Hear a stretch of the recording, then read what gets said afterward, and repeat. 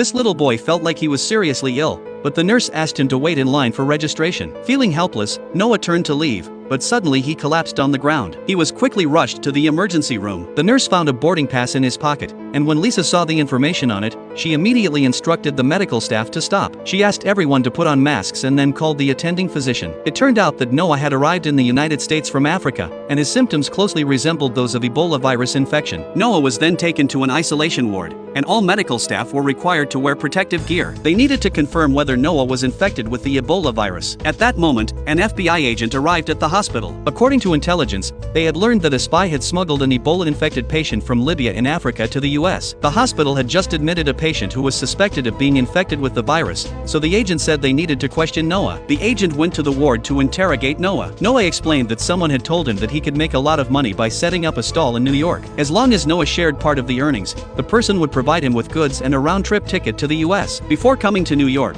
the person had also given Noah a vaccination. Noah had started feeling unwell as soon as he left the airport. At this point, the attending physician said that Noah had simply been misled by others. If he had truly been sent by a spy, he wouldn't have come to the hospital for treatment. The physician's words successfully convinced the agent. However, Noah's condition suddenly worsened. Lisa immediately rushed to assist Noah. He was already having difficulty breathing. Lisa quickly told him where the oxygen mask was and urged him to grab it himself. Noah struggled to reach it but fainted before he could get to the mask. In a panic, Lisa rushed into the room without putting on her protective helmet. She immediately began administering oxygen to Noah. By this time, Noah's heart rate had been steadily decreasing. In a crisis, Lisa frantically searched through a drawer for adrenaline. Fortunately, after administering the adrenaline, Noah's heart rate returned to normal. However, an unexpected incident occurred. Lisa's gloves were torn by the drawer, and her hands came into contact with Noah's blood. Since the Ebola virus is transmitted through blood, Lisa was soon isolated. The next day, the FBI agent brought good news. They had successfully captured the spy, and after interrogation,